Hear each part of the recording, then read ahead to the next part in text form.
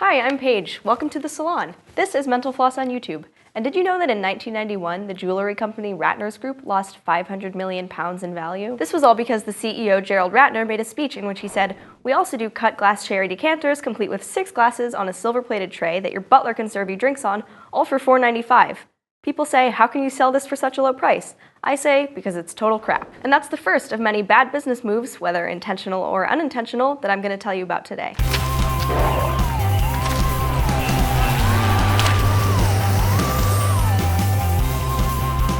In 2010, the CEO of LifeLock, Todd David, put his social security number on billboards and advertisements to prove that the company could protect people from identity theft.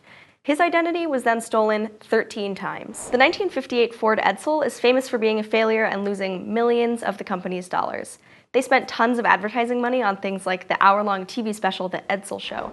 They also ran a promotion in which every Edsel dealer in America was given a pony to give away to a lucky family who test drove the car.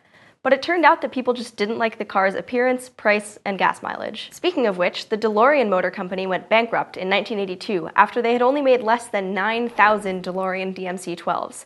They may have looked fancy, but the cars only had 130 horsepower, the floor mats rubbed onto shoes, and the doors stuck. I'm glad we got one before they went out of business. In 2002, Consumer Reports published that Sharper Image's air purifier, Ionic Breeze, was ineffective. Sharper Image sued them, but the suit was dismissed and the company ended up having to pay the consumers union. Then, in 2005, the air purifiers were found to actually be bad for the environment. In 2008, the company closed all its stores. In 2009, Fortune magazine named BlackBerry the fastest growing company in the world. But by 2013, the company made up only 3% of the cell phone market. They just didn't believe that consumers would buy smartphones with apps, so they invested in that technology too late. Motorola had a similar problem in 2007. They stuck with the Razr while other companies were making smaller, more innovative phones. Also, in 2005, they built the first phone for a small tech company named Apple.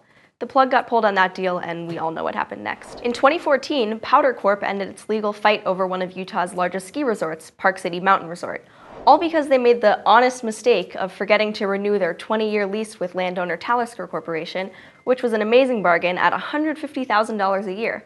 Talisker took the opportunity to sign a new tenant. In 2005, Rupert Murdoch's company bought MySpace for $580 million, only to sell it in 2011 for $35 million. He admitted, "We just messed it up." He said it was because they added unnecessary bureaucracy. Circuit City filed for bankruptcy in 2008 because of management issues too.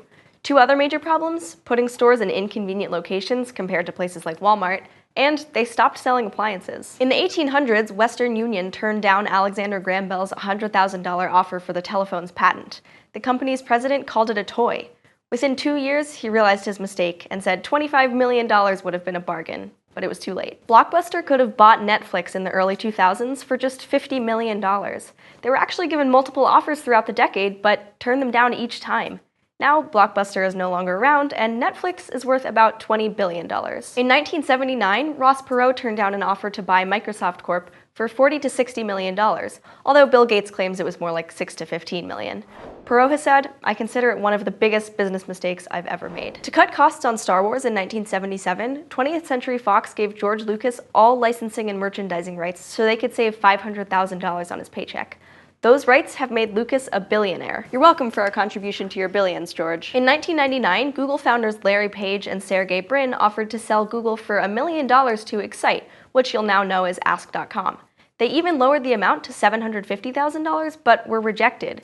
Google is now worth around $395 billion. Pets.com spent a lot of money on advertising between 1998 and 2000, with a Super Bowl commercial and a Macy's Thanksgiving Day parade balloon. But the online pet store ended up losing $147 million in 2000. The problem was probably that people just didn't want to buy pet supplies online. This was also the time of Flues.com, which lasted from 1999 to 2001. At the website, you could buy an online currency that certain websites would accept in place of credit cards. They had $35 million from investors. But it's hard to invent a currency, and even commercials with Whoopi Goldberg couldn't save Flues. In 1962, the Beatles auditioned for Decca Records. Executive Dick Rowe claimed that guitar groups are on the way out, and the company signed the band Brian Poole and the Tremolos instead. That year, the Beatles had their first hit, Love Me Do, with Parlophone Records. JCPenney got rid of coupons in 2012, claiming it would be the end of fake prices. That meant things wouldn't be labeled as more costly for the sake of markdowns and coupons. It turns out that customers liked fake prices, and the company apologized for its honesty 1 year later. In 1975, Kodak engineer Steve Sasson invented the digital camera. According to Sasson, it was filmless photography, so management's reaction was, "That's cute, but don't tell anyone about it." Kodak refused to adapt to digital and applied for bankruptcy protection in 2012. Joseph Schlitz Brewing Company, founded in 1856, was the top brewer of beer in the US before Prohibition and after. It lost its status in 1957, but was still number 2. The company started really going downhill in the 70s when the president replaced some barley in the recipe with corn syrup and silica gel. In 2005, Sprint bought Nextel for $35 billion. One of the major problems? The two companies used totally separate technologies, which meant that they had to add radios to both companies' existing towers.